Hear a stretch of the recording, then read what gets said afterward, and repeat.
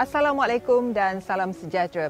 Umum mengetahui bahawa coronavirus atau COVID-19 merupakan penyakit berjangkit yang berpunca daripada virus corona. Kes pertama telah dikesan pada Disember 2019 di Wuhan, China. Dan pandemik COVID-19 ini telah membadai negara pada awal tahun lalu yang memberi kesan cukup besar menyaksikan industri sukan terpaksa membatalkan kejohanan-kejohanan besar.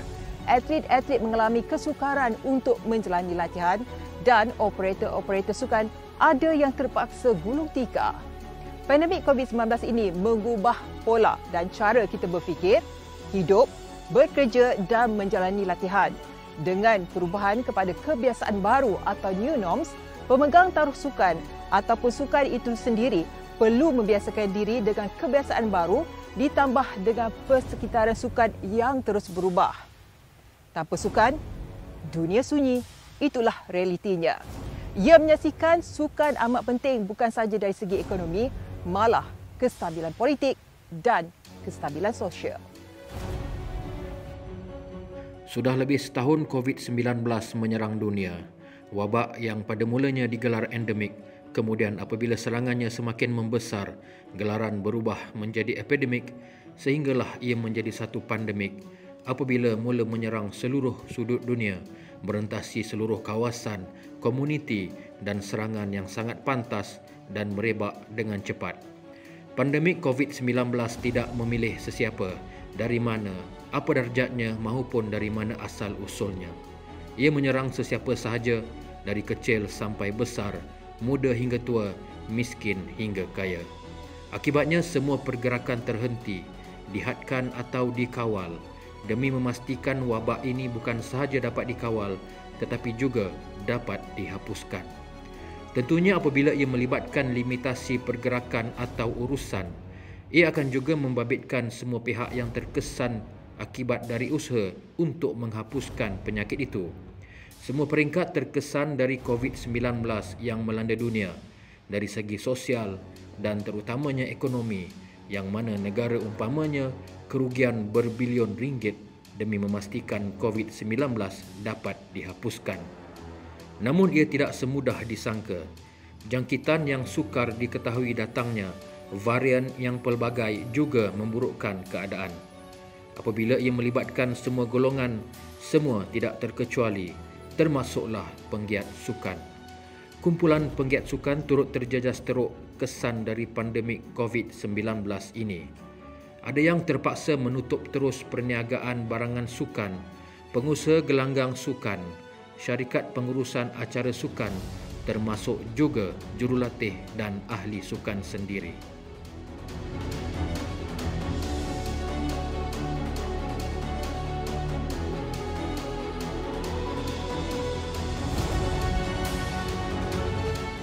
Sukan merupakan penyumbang utama kepada ekonomi dan pembangunan sosial sesebuah negara.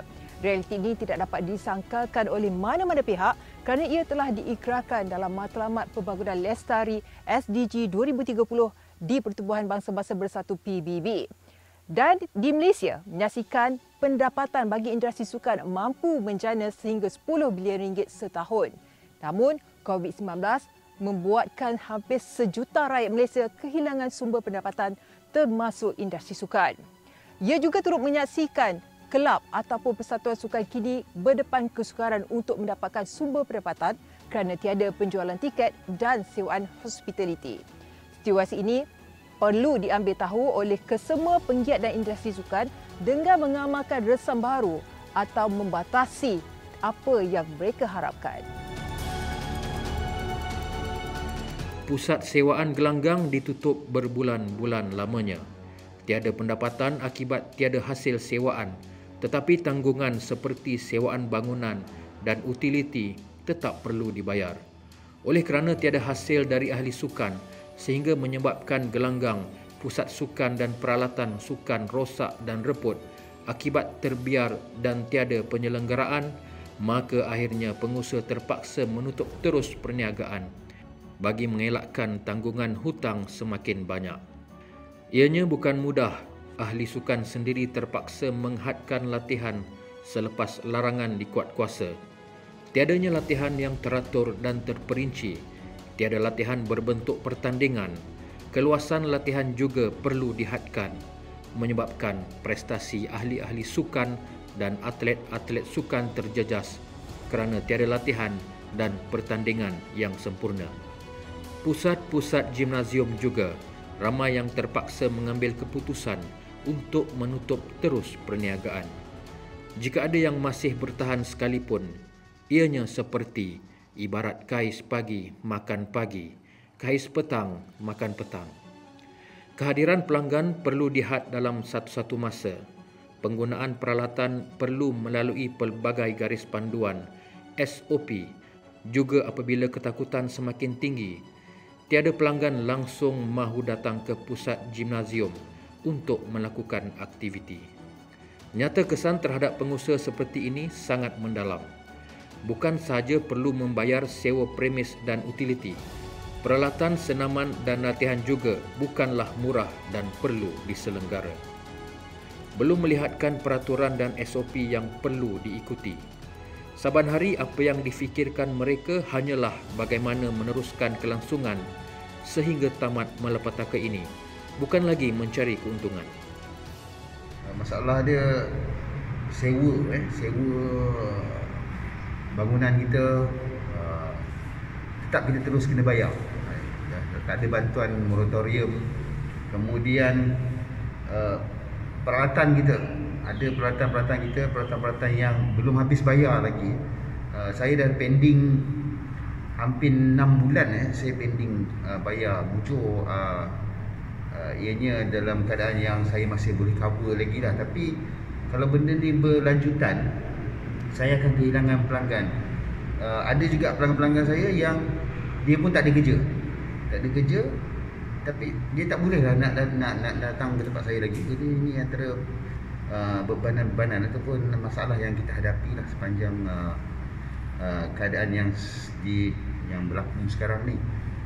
Kita harapkan cepat sikit lah ianya selesai. Jadi kami pengusaha gym ni pun rasa macam tak tahu dah fikir macam mana lagi dah.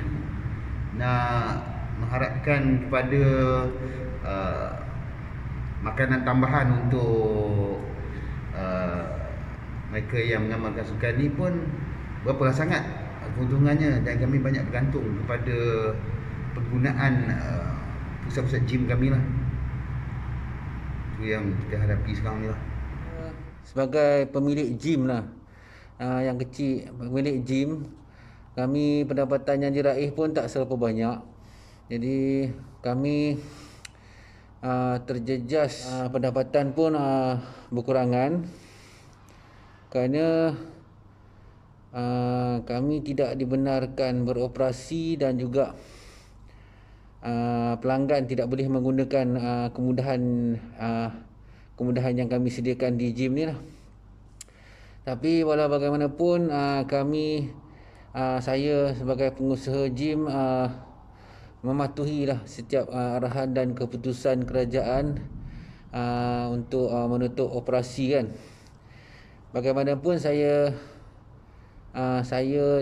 dan juga pemilik-pemilik gym berharap kerajaan dapat membenarkan kami meneruskan perniagaan lah. Industri bola sepak kita turut terjejas teruk. Stadium kini kosong. Tiada langsung penonton dibenarkan menonton sejak lebih setahun mengakibatkan tiada pendapatan dari jualan tiket yang merupakan salah satu pendapatan dari Persatuan Bola Sepak Negeri. Sebagai penyokong dan peminat bola sepak, tentunya kehadiran ke stadium satu memori dan suasana yang indah kepada kami lah. Mungkin dengan kehadiran pandemik COVID ni agak menjejaskan kehadiran penonton ke stadium. Ini agak sebenarnya menduka citakanlah. Kehadiran ke stadium merupakan satu pengalaman yang indah, di mana kita dapat melihat sendiri perlawanan secara live dan menikmati suasana stadium. Kenangan-kenangan seperti makan kuaci, makan burger RM2, ini semua satu pengalaman indah yang kita takkan lupakan lah. Dengan keadaan semasa yang berlaku, iaitu COVID-19 yang berlaku hampir seluruh dunia, minat kita kesukaan kita terhadap bola sepak seperti aktiviti bermain bersama rakan-rakan, tournament bersama rakan-rakan, melihat bola di stadium, mungkin terpaksa kita ketepikan dahulu kerana kita menghadapi perkara yang agak kritikal kepada dunia pada masa ini, iaitu COVID-19 yang sedikit sebanyak menggugat kita punya keselamatan kesihatan. So kita terpaksa bersabar dan kita harus bersama untuk menangani COVID-19 ini supaya kita dapat tangani dengan lebih cepat supaya aktiviti bola sepak kita dapat kita kembalikan dengan keadaan segera. Kita kehilangan satu zaman rindu sebenarnya. Zaman yang mana kita berada di stadium, berebut-rebut, berpusu-pusu bersama dengan peminat-peminat yang lain, berada dalam satu stadium untuk menunjukkan tanda sokongan kita untuk menjadi salah seorang di antara sebahagian daripada pemain dan juga pasukan. So dengan keadaan sekarang, kita tidak dibenarkan untuk mengunjungi stadium, untuk berada di stadium.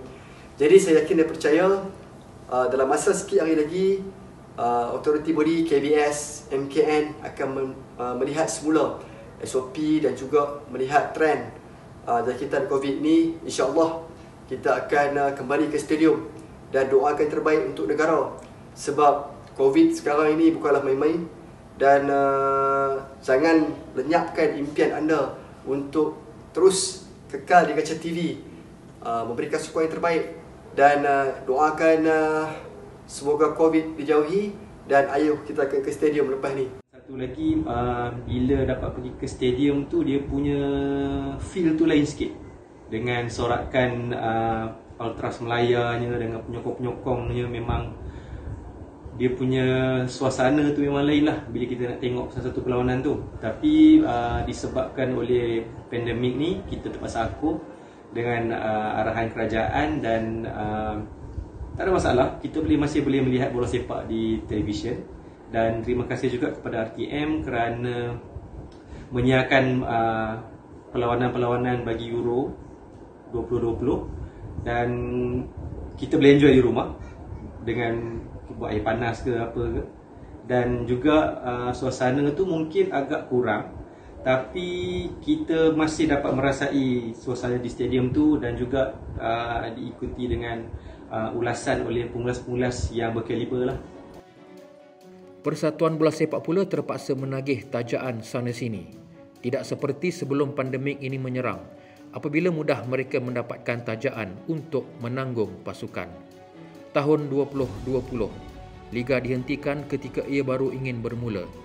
Tetapi pasukan telah ditubuh, pemain telah disusun, bayaran gaji baru dimulakan, menyebabkan pasukan terpaksa menyusun semula pembayaran gaji dan allowance, membuat potongan, manakala yang mengalami masalah terpaksa berhutang atau menagih simpati mana-mana penaja sokongan untuk membantu. Kita tahu setiap penajaan mestilah disertakan dengan pulangan kepada penaja. Tetapi disebabkan Liga terhenti, penaja mula membuat pengstrukturan semula kerana pandemik ini turut melibatkan perniagaan mereka dan secara tidak langsung turut menjejaskan pasukan yang ditaja. Manakala pasukan pula terkapai-kapai mencari penyelesaian untuk menanggung bayaran barisan pengurusan, kejurulatihan dan juga pemain. Of course, daripada penginapan ke tempat latihan.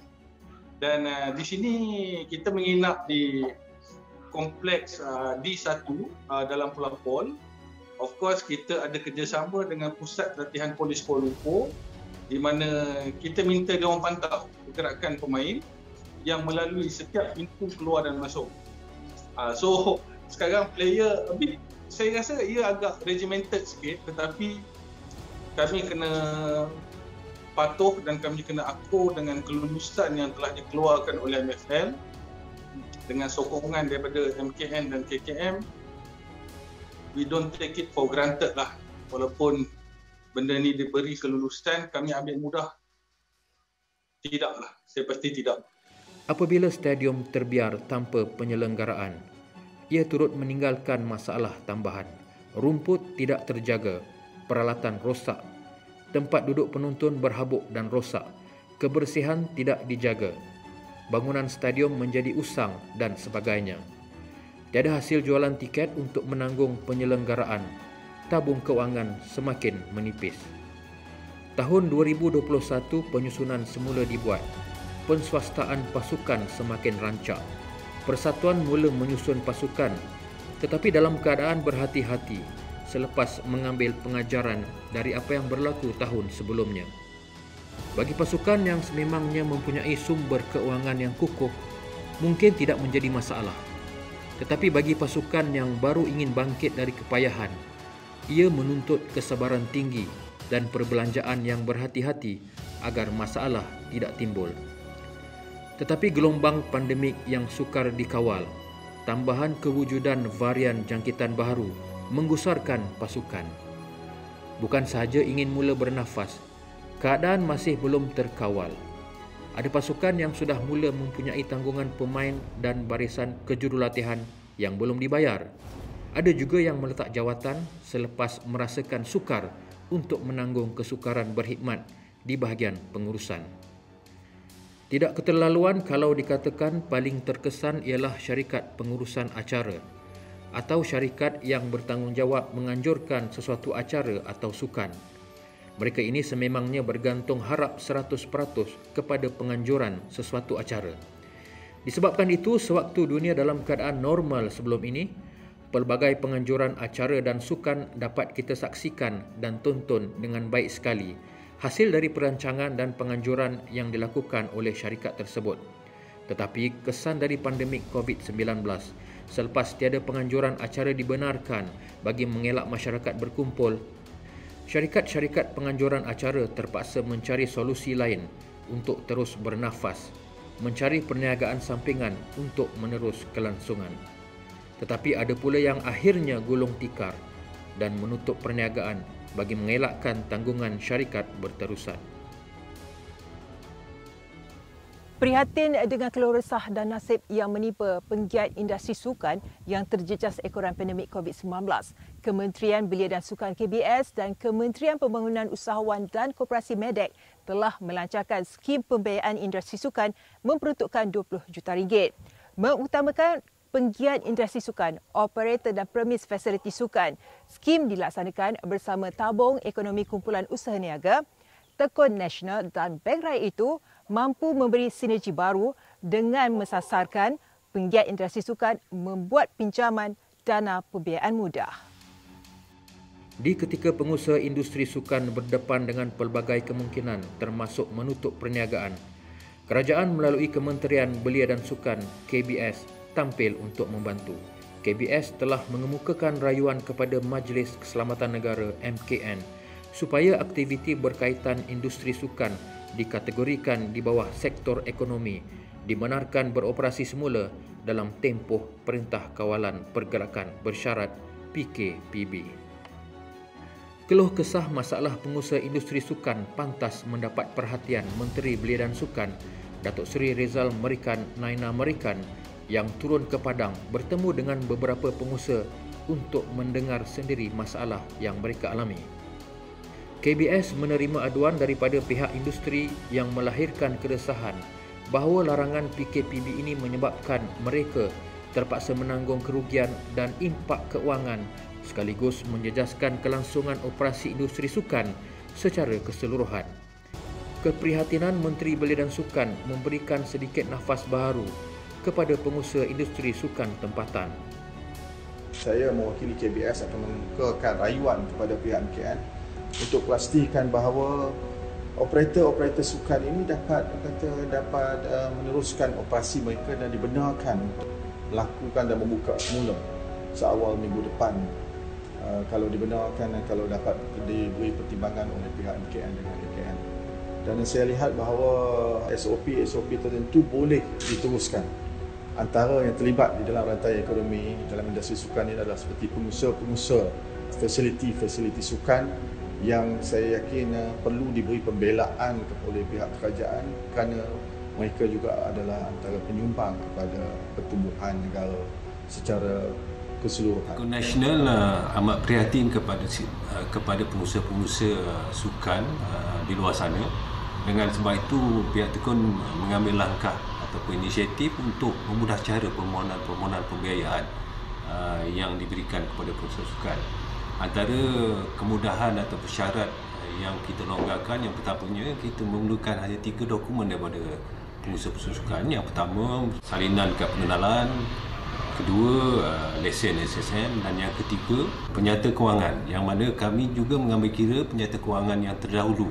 Maknanya sebelum berlakunya pandemik ni, kami akan mengambil kira disebabkan industri sukan terjejas disebabkan oleh PKP yang telah diperketatkan oleh pihak kerajaan.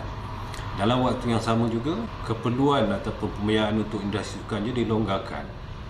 Yang mana kalau dulu kami tidak membenarkan untuk pembayaran gaji umpamanya, tapi dalam waktu sekarang ni kami memberi kemudahan supaya pembayaran gaji, modal pusingan, sewa dan sebagainya kami boleh ambil kira untuk keperluan pembiayaan diberikan kepada pengusaha di luar sana.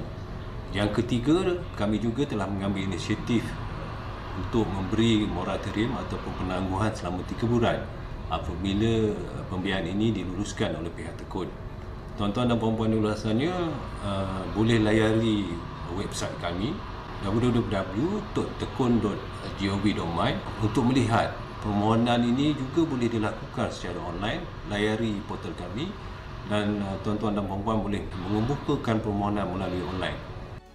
COVID-19 sesungguhnya telah mengubah hampir 360 darjah kehidupan dan corak hidup masyarakat. Untuk penggiat sukan, mereka tidak boleh mengharapkan sumber dari sukan kerana industri sukan turut ditimpa bencana. Mereka perlu lebih kreatif dan bersiap sedia untuk berdepan dengan situasi sedikit terkesan dalam ekonomi. Kesabaran dan kebersamaan bersama kerajaan untuk menghadapi krisis ekonomi dek kerana serangan pandemik COVID-19 ini membuktikan penggiat industri sukan juga mempunyai semangat juang yang tinggi sebagaimana atlet. Sama-samalah kita berdoa agar wabak COVID-19 akan berakhir segera dan kita kembali ke kehidupan seperti biasa.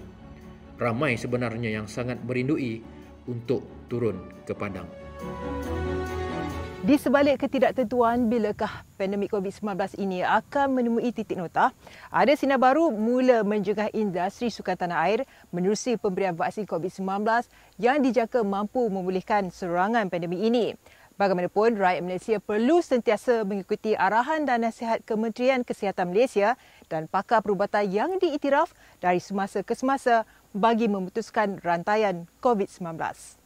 Sekian dulu daripada saya, Hasnira Hanim, Ahmad Kamil.